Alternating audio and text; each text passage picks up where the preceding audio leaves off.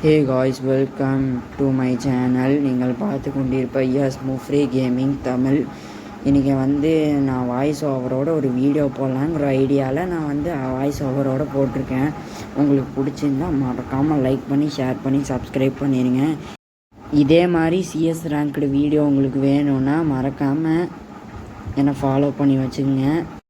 Okay, game பிளேக்குள்ளே போகலாம்.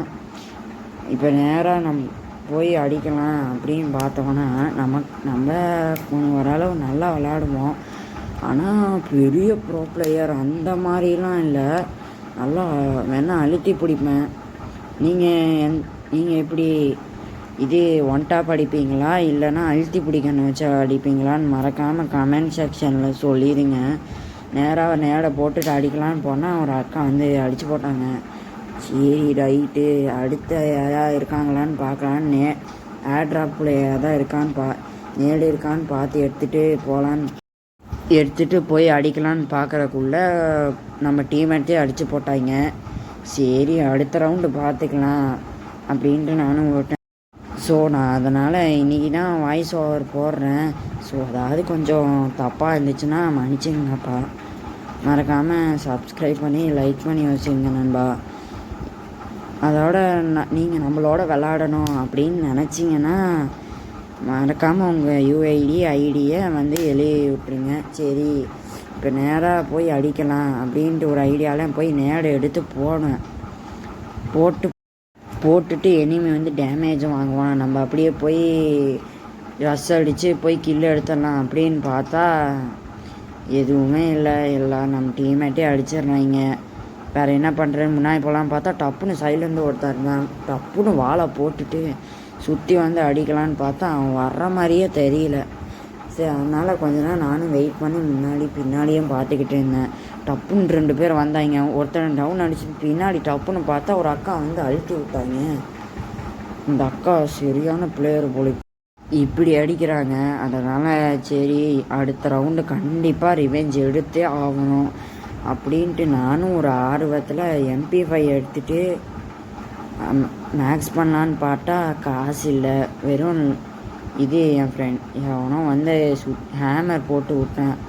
சரி இதை வச்சு அட்ஜஸ்ட் பண்ணிக்க வேண்டியதான் அப்படின்ட்டு நானும் போய்கிட்டே இருக்கும்போது இது அப்படியே அந்த ட்ரெயின் மேலே ஏறி போயிடலான்னு பார்த்தேன். இது ஃபஸ்ட் டைம் தான் நண்பா இது ரெக்கார்டு போடுறேன். அதனால் ஏதாவது தப்பாக இருந்தால் கொஞ்சம் மன்னிச்சுங்க. அப்படியே நேராக போய் ஏர் ட்ராப் கிட்டேருந்து ஏர் ட்ராப்பை பிடிக்கலான்னு பார்த்தேன். ஏர் ட்ராப்பை பிடிச்சிட்டு இருந்தோம். நம்ம கூட ஒரு அக்கா ரிவைவ் டப்புனு எவனா அடிச்சுனா ரிவைவ் பண்ணலான்னு பார்த்தா நம்மளையும் முன்னாலேருந்து அடிச்சுனாங்க. இவனுங்க ரொம்ப ஓவராக பண்ணானுங்கன்னு நானும் விட்டுட்டேன். அடுத்த ரவுண்டு எப்படியா ரிவெஞ்ச் எடுத்தே ஆகணும், இவனுங்களை விடவே கூடாது அப்படின்னு ஒரு நோக்கத்தோடு இருந்தேன் நண்பா. அப்படியே நம்ம ஒரு நண்பர் ஒரே ஒரு அடி அடிச்சிட்டாரு. நான் பார்த்தா நான் இன்னும் 0 கில்லு, 1 கில்லு கூட அடிக்கவே இல்லை அப்படின்ட்டு நினச்சிட்டு இருக்கும்போது தப்புன்னு ஒருத்தன் பின்னாலேருந்து நான் ஃப்ரெண்டை போட்டு அடித்து இந்த ரவுண்டும் போச்சு. 1-2. இப்போ எப்படியாவது இந்த ரவுண்டு அடித்து ஆகணும் அப்படிங்கிற ஒரு குறிக்கோள் வெறியோடு நானும் போனேன். MP5 லெவல் 2 படிப்பேன்.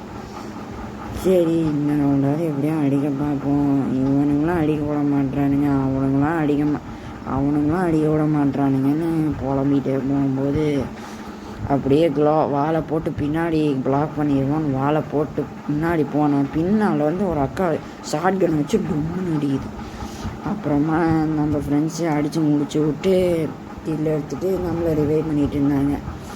சரி எப்படியாவது கில்லு எடுத்தே ஆகணும் அப்படின்ட்டு நான் நினச்சிட்டே இருந்தேன். அப்படியே போட்டு மெடிக்கேட்டை போட்டு அதுக்கப்புறமா வாழை உடச்சிட்டு போகலாம், அவன் ஒருத்தனையாக அடிப்போம் அப்படின்ட்டு நானும் வாழை உடைக்க ஆரம்பிச்சினேன்பா.